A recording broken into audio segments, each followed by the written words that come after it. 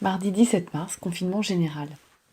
Au sein du service entreprise de la Chambre d'agriculture de Bretagne, une équipe travaille à la prochaine édition du forum Circuit court, programmé pour juin 2020.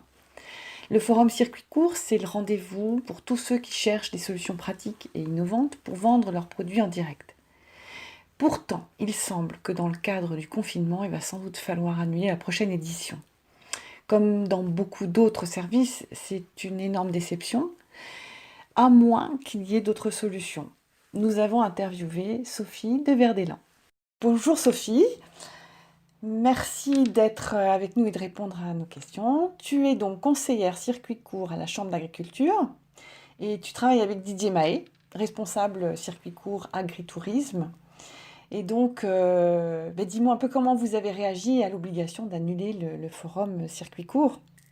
Eh bien, dans un premier temps, on n'a pas tellement réagi. On s'est dit, bon, bah, il faut l'annuler.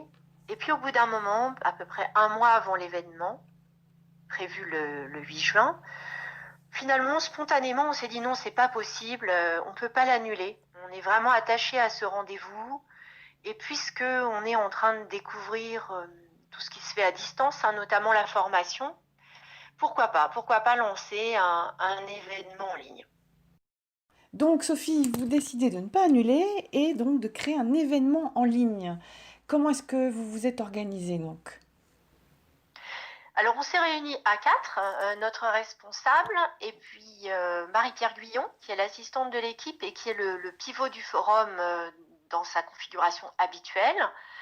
Michael Tremel, un collègue qui connaît bien tout ce qui est web, hein, plus moi-même qui ai été aussi pas mal impliquée dans les forums les années précédentes. Donc, on s'est réunis à quatre et on s'est demandé ce qu'on pouvait tenter. On avait quand même assez peu de temps à y consacrer. On était un mois avant l'événement. On avait déjà pas mal d'engagement. Donc l'idée de départ, ça a été quelque chose d'assez léger.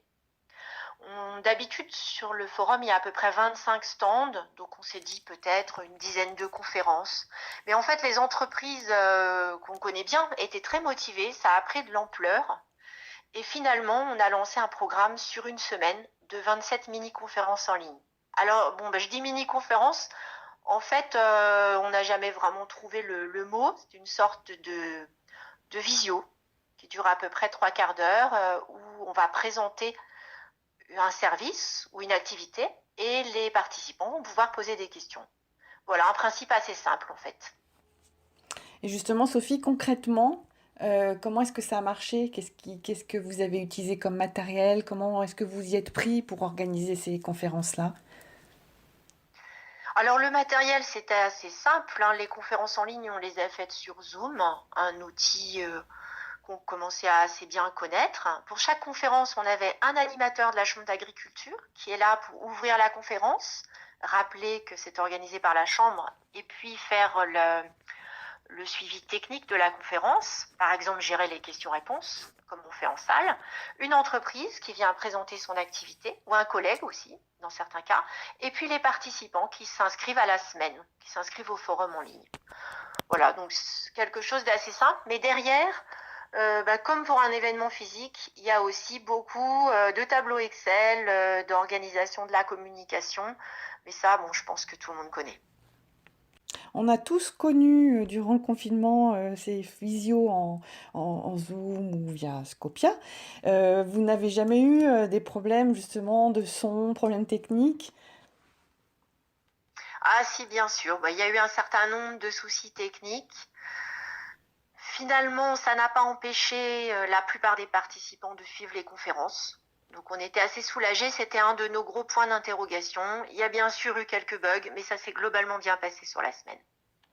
C'était des conférences interactives? Alors on s'est méfié un peu de l'interactivité, on a préféré qu'il y ait d'abord une petite séquence de présentation avec un support visuel au cas où les gens n'entendent pas bien, et ensuite on ouvrait les questions. Et les participants ont posé leurs questions, ça a bien fonctionné? Ça dépend complètement des conférences. Il y a des conférences qui ont extrêmement bien fonctionné, avec beaucoup d'échanges, c'était très gratifiant. Et puis des conférences où on a eu moins de participants, qui avaient l'air d'être plutôt là pour écouter, qui n'ont pas souhaité se présenter. Voilà, hein, ça a beaucoup varié. Est-ce que tu peux nous dire qui a été impliqué dans la mise en œuvre de cet événement en ligne? Alors ça a été un travail d'équipe. Il a fallu beaucoup d'animateurs parce qu'on avait 27 conférences réparties sur la semaine. Presque toute l'équipe circuit court a participé, c'est-à-dire à peu près une dizaine de personnes. Et on a aussi des collègues de d'autres équipes qui sont venus nous donner un coup de main. Donc 2 chargés d'animation territoriale, Aurélie Lajoie et Hervé Le Goff, une collègue du service entreprise, Nabila Guin, et une collègue du service communication, Sandrine Roberdel. Et bien sûr, il y avait aussi les personnes qui avaient un rôle plus particulier dans le forum. Donc Marie-Pierre Guyon, notre assistante, qui est restée la cheville ouvrière du forum comme d'habitude, soutenue par Stéphanie Vétal, une autre assistante. Le soutien technique toute la semaine pour Zoom, c'était Michael Tremel. Et bien sûr, Sandrine Roberdel à la communication. Donc vraiment un beau travail d'équipe.